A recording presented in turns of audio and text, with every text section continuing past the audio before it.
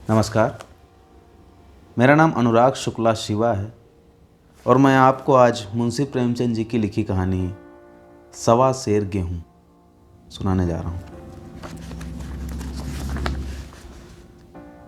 किसी गांव में शंकर नाम का एक कुर्मी किसान रहता था। सीधा साधा गरीब आदमी था। अपने काम से काम, ना किसी से लेने में ना किसी के देने में, छक्का पंजा ना जानता था। छल प्रपंच की छूत उसे भी न लगी थी। ठगे जाने की चिंता न थी, ठग विद्या न जानता था। भोजन मिला खा लिया, ना मिला चबेने पर ही काट दी, और चबेना भी ना मिला तो पानी पी लिया और राम का नाम लेकर सो रहा। किंतु जब कोई अतिथि द्वार पर आ जाता तो उसे इस निवृत्ति मार्ग का त्याग करना पड़ता था। विशेषकर जब साधु महात्मा पदार्पण करते थे तो उसे अनिवार्यतः सांसारिकता की शरण लेनी पड़ती थी। खुद भूखा सो सकता था, पर साधु को कैसे भूखा सुलाता? भगवान के भक्त जो ठहरे। एक दिन संध्या समय एक महात्मा ने आकर उसके द्वार पर डेरा जमाया।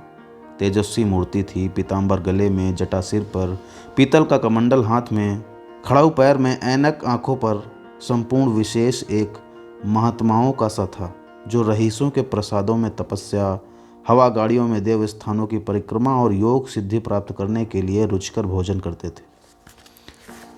घर में जौ का आटा था, वो उन्हें कैसे खिलाता? प्राचीन काल में जौ का चाहे जो कुछ महत्व रहा हो, पर वर्तमान युग में जौ का भोजन सिद्ध पुरुषों के लिए दुष्पाच्य होता है। बड़ी चिंता हुई, महात्मा जी को क्या खिलाऊं? आखिर निश्चय किया कि कहीं से गेहूं का आटा उधार ले आऊं, पर गांव भर में गेहूं का आटा ना मिला। गांव में सब मनुष्य ही मनुष्य थे, देवता एक भी न था। अतएव देवताओं का खाद्य पदार्थ कैसे मिलता? सौभाग्य से गांव के विप्र महाराज के यहाँ से थोड़ा सा मिल गया।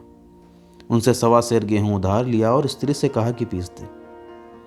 महात्मा ने भोजन किया, लंबी तान कर सोए। प्रातःकाल आशीर्वाद देकर अपनी राह ली। विप्र महाराज साल में 2 बार खलिहानी लिया करते थे। शंकर ने दिल में कहा, सवा सेर गेहूं इन्हें क्या लौटाऊं? पसेरी बदले कुछ ज़्यादा खलिहानी दे दूंगा, ये भी समझ जाएंगे, मैं भी समझ जाऊंगा। चैत में जब विप्र जी पहुंचे तो उन्हें 1.5 पसेरी के लगभग गेहूं दे दिया और अपने को उऋण समझकर उसकी कोई चर्चा न की। विप्र जी ने फिर कभी न मांगा। सरल शंकर को क्या मालूम था कि यह सवा सेर गेहूं चुकाने के लिए उसे दूसरा जन्म लेना पड़ेगा। 7 साल गुजर गए। विप्र जी विप्र से महाजन हुए, शंकर किसान से मजदूर हो गया। उसका छोटा भाई मंगल उससे अलग हो गया। एक साथ रहकर दोनों किसान थे, अलग होकर मजूर हो गए। शंकर ने चाहा कि द्वेष की आग भड़कने न पाए, किंतु परिस्थिति ने उसे विवश कर दिया। जिस दिन अलग अलग चूल्हे जले वो फूट फूट कर रोया। आज से भाई भाई शत्रु हो जाएंगे, एक रोएगा दूसरा हंसेगा। एक के घर में मातम होगा तो दूसरे के घर में गुलगुले पकेंगे। प्रेम का बंधन, खून का बंधन, दूध का बंधन आज टूटा जाता है। उसने भागीरथ परिश्रम से कुल मर्यादा का वृक्ष लगाया था, उसे अपने रक्त से सींचा था। उसको जड़ से उखड़ता देखकर उसके हृदय के टुकड़े टुकड़े हुए जाते थे। 7 दिनों तक उसने दाने की सूरत न देखी। दिन भर जेठ की धूप में काम करता और रात को मुंह लपेटकर सो रहता। इस भीषण वेदना और दुस्सह कष्ट ने रक्त को जला दिया, मांस और मज्जा को घुला दिया। बीमार पड़ा तो महीनों खाट से न उठा। अब गुजर बसर कैसे हो? 5 बीघे के आधे रह गए, 1 बैल रह गया, खेती क्या खाक होती? अंत को यहाँ तक नौबत आ पहुंची कि खेती केवल मर्यादा रक्षा का साधन मात्र रह गई। जीविका का भार मजूरी पर आ पड़ा। 7 वर्ष बीत गए। एक दिन शंकर मजूरी करके लौटा तो राह में विप्र जी ने टोक कर कहा, शंकर, कल आकर के अपने बीज बैंक का हिसाब कर ले। तेरे यहाँ 5.5 मन गेहूं कब के बाकी पड़े हुए हैं और तू देने का नाम ही नहीं लेता। हजम करने का मन है क्या? शंकर ने चकित होकर कहा, मैंने तुमसे कब गेहूं लिए थे जो 5.5 मन हो गए? तुम भूलते हो, मेरे यहाँ किसी का छटाक भर भी ना अनाज है, ना 1 पैसा उधार। विप्र जी, इस नियत का तो ये फल भोग रहे हो। कि खाने को नहीं जुड़ता है आज। ये कहकर विप्र जी ने उस 1.25 सेर गेहूं का जिक्र किया जो आज के 7 वर्ष पहले शंकर को दिए थे। शंकर सुनकर अवाक रह गया। ईश्वर, मैंने इन्हें कितनी बार खलियानी दी, इन्होंने मेरा कौन सा काम किया? जब पोथी पत्रा देखने आते, साहित्य सगुन विचारने द्वार पर आते, कुछ न कुछ दक्षिणा ले ही जाते थे। इतना स्वार्थ! 1.25 सेर अनाज को अंडे की भांति सेज कर आज ये पिशाच खड़ा कर दिया है जो मुझे निगल जाएगा। इतने दिनों में एक बार भी कह देते तो मैं गेहूं तौल कर दे आता। क्या इसी नीयत से चुप्पी साधे बैठे थे? बोला, महाराज, नाम लेकर तो मैंने उतना अनाज नहीं दिया, पर कई बार खलिहानों में सेर 2-2 सेर दिया है। अब आप आज 5.5 मन मांगते हैं, मैं कहाँ से दूंगा? विप्र जी, लेखा जो बख्शीश 100। तुमने जो कुछ दिया होगा उसका कोई हिसाब नहीं। चाहे एक की जगह 4 पसेरी दे दो। तुम्हारे नाम बही में 5.5 मन लिखा हुआ है, जिससे चाहे हिसाब लगवा लो। दे दो तो तुम्हारा नाम छेक दूं, नहीं तो और भी बढ़ता रहेगा। शंकर, पांडे, क्यों एक गरीब को सताते हो? मेरे खाने का ठिकाना नहीं है, इतना गेहूं किसके घर से लाऊंगा? विप्र, जिसके भी घर से लाओ, मैं छटाक भर भी ना छोड़ूंगा। यहां ना दोगे तो भगवान के घर में दोगे। शंकर कांप उठा। हम पढ़े लिखे आदमी होते तो कह देते, अच्छी बात है, ईश्वर के घर में दे देंगे। वहां की तौल यहां की तौल से कुछ बड़ी तो ना होगी। कम से कम इसका कोई प्रमाण हमारे पास नहीं, फिर उसकी क्या चिंता? किंतु शंकर इतना तार्किक, इतना व्यवहार चतुर न था। एक तो ऋण, वो भी ब्राह्मण का। बही में नाम रह गया तो सीधे नरक में जाऊंगा। इस ख्याल से ही उसे रोमांच हो गया। बोला, महाराज, तुम्हारा जितना भी होगा यहीं दूंगा। ईश्वर के यहाँ क्यों दूं?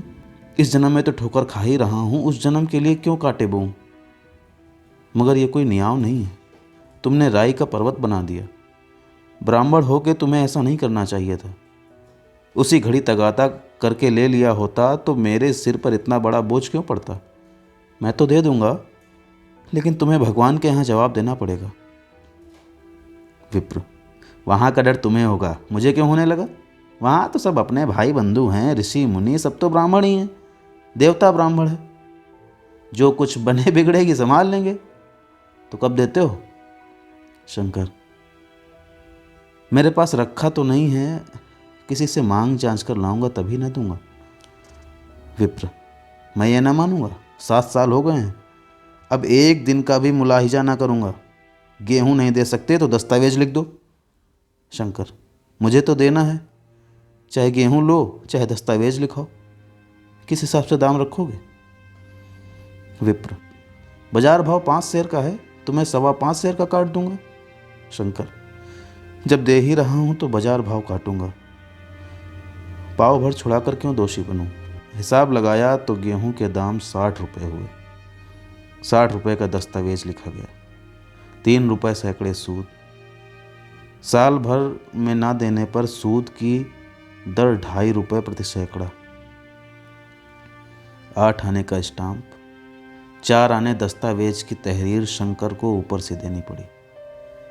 गांव भर ने विप्र जी की निंदा की, किंतु मुंह पर नहीं।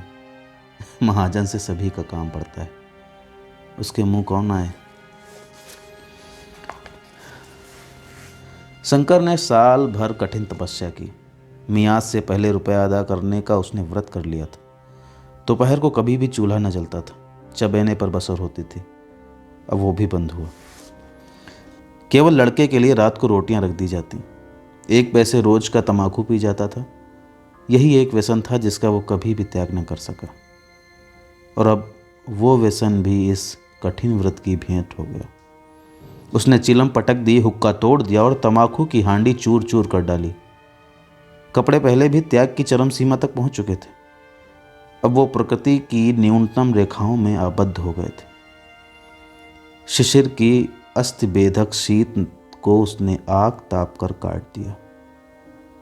इस ध्रुव संकल्प का फल आशा से बढ़कर निकला। साल के अंत में उसके पास 60 रुपये जमा हो गए। उसने समझा पंडित जी को इतने रुपए दे दूंगा और कहूँगा महाराज बाकी भी जल्द ही आपके सामने हाजिर करूँगा। 15 रुपए की तो बात है, क्या पंडित जी इतना भी नहीं मानेंगे? उसने रुपए लिए और ले जाकर पंडित जी के चरण कमलों पर अर्पण कर दिए। पंडित जी ने विस्मित होकर पूछा, किसी से उधार लिए क्या? शंकर, नहीं महाराज, आपके आशीष से आपकी मजूरी अच्छी मिली। विप्र, लेकिन ये तो 60 रुपए ही हैं। शंकर, हाँ महाराज, इतने अभी ले लीजिए, बाकी मैं 2-3 महीने में दे दूंगा, मुझे उरिन कर दीजिए। विप्र, उरिन तो तभी होगे जब मेरी कौड़ी कौड़ी चुका दोगे, जाकर मेरे 15 रुपए और लाओ। शंकर, महाराज इतनी दया करो, अब सांझ की रोटियों का भी ठिकाना नहीं है, गांव में हूं तो कभी न कभी दे ही दूंगा। विप्र, मैं ये रोग नहीं पालता, ना बहुत बातें करना जानता हूं। अगर मेरे रुपए ना मिलेंगे तो आज से 3 रुपए प्रति सैकड़े का ब्याज लगेगा। अपने रुपए चाहे अपने पास रखो, चाहे यहाँ मेरे पास छोड़ जाओ। शंकर, अच्छा जितना लाया हूँ उतना रख लीजिए, मैं जाता हूँ कहीं और से 15 रुपए लाने की फिक्र करता हूँ। शंकर ने पूरा गांव छान मारा मगर किसी ने रुपए न दिए। इसलिए नहीं कि उसका विश्वास न था या किसी के पास रुपए न थे, बल्कि इसलिए कि पंडित जी के शिकार को छेड़ने की किसी में हिम्मत न थी। क्रिया के पश्चात प्रतिक्रिया नैसर्गिक नियम है। शंकर साल भर तक तपस्या करने पर भी जब ऋण से मुक्त हो पाने में सफल ना हो सका तो उसका संयम निराशा के रूप में परिणत हो गया। उसने समझ लिया कि जब इतना कष्ट सहने पर भी साल भर में 60 रुपए से अधिक जमा ना कर सका तो अब और कौन सा उपाय है जिसके द्वारा इसके दुगने रुपए जमा हो। जब सिर पर ऋण का बोझ ही लादना है तो क्या मन भर का और क्या सवा मन का। उसका उत्साह क्षीण हो गया, मेहनत से घृणा हो गई। आशा उत्साह की जननी है। आशा में तेज है, बल है, जीवन है। आशा ही संसार की संचालक शक्ति है। शंकर आशाहीन होकर उदासीन हो गया। वो जरूरतें जिनको उसने साल भर तक टाल रखा था अब द्वार पर खड़ी होने वाली भिखारिणी न थीं, बल्कि छाती पर सवार होने वाली पिशाचनियाँ थीं जो अपने भेंट लिए बिना जान नहीं छोड़ती। कपड़ों में चकतियों के लगने की भी एक सीमा होती है। जब शंकर को चिट्ठा मिलता तो वो रुपए जमा न करता। कभी कपड़े लाता, कभी खाने की कोई वस्तु लाता। जहाँ पहले तंबाकू ही पिया करता था वहाँ अब गांजे और चरस का भी चस्का लगा। उसे अब रुपए अदा करने की कोई चिंता न थी, मानो उसके ऊपर किसी का एक पैसा भी नहीं था। पहले जूड़ी चढ़ी होती थी पर वो काम करने अवश्य जाता था, पर अब काम पर न जाने के लिए बहाना खोजा करता। इस भांति 3 वर्ष निकल गए। विप्रजी महाराज ने एक बार भी तगाजा न किया। वो चतुर शिकारी की भांति अचूक निशाना लगाना चाहते थे। पहले से शिकार को चौंकाना उनकी नीति के विरुद्ध था। एक दिन पंडित जी ने शंकर को बुलाकर हिसाब दिखाया। 60 रुपये जो जमा थे वो मिनाह करने पर अब भी शंकर के जिम्मे 120 रुपये निकले। शंकर, इतने रुपए तो उसी जन्म में दूंगा, इस जन्म में तो नहीं हो सकते। विप्र, मैं इसी जन्म में लूंगा, मूल न सही सूद तो देना ही पड़ेगा। शंकर, एक बैल है वो ले लीजिए और मेरे पास रखा ही क्या है। विप्र, मुझे बैल बधिया लेकर क्या करना, मुझे देने को तुम्हारे पास बहुत कुछ है। शंकर, और क्या है महाराज। विप्र, कुछ है, तुम तो हो। आखिर तुम भी कहीं मजूरी करने जाते ही हो, मुझे भी खेतों के लिए मजूर रखना ही पड़ता है। सूद में तुम हमारे यहाँ काम किया करो, जब सुविधा हो मूल दे देना। सच तो यह है कि अब तुम किसी दूसरी जगह काम करने नहीं जा सकते जब तक मेरे रुपए नहीं चुका दो। तुम्हारे पास कोई जायदाद नहीं है, इतनी बड़ी गठरी में किस एतबार पर छोड़ दूं? कौन इसका जिम्मा लेगा कि तुम मुझे महीने महीने सूद देते जाओगे, और कहीं कमाकर जब तुम मुझे सूद भी नहीं दे सकते तो मूल की कौन कहे। शंकर, महाराज सूद में तो काम करूंगा और खाऊंगा क्या। विप्र, तुम्हारी घर वाली है, लड़के हैं, क्या वे हाथ पांव कटा के बैठे हैं। रहा मैं, तुम्हें आज शेर जौ रोज कलेवा के लिए दे दिया करूंगा। ओढ़ने को साल में एक कंबल पा जाओगे, एक मिर्जाई भी बना दिया करूँगा। और क्या चाहिए? ये सच है कि और लोग तुम्हें 6 आने देते हैं, लेकिन मुझे ऐसी कोई गरज नहीं है। मैं तो तुम्हें रुपए भरने के लिए रखता हूँ। शंकर ने कुछ देर तक गहरी चिंता में पड़े रहने के बाद कहा, महाराज, ये तो जन्म भर की गुलामी हुई।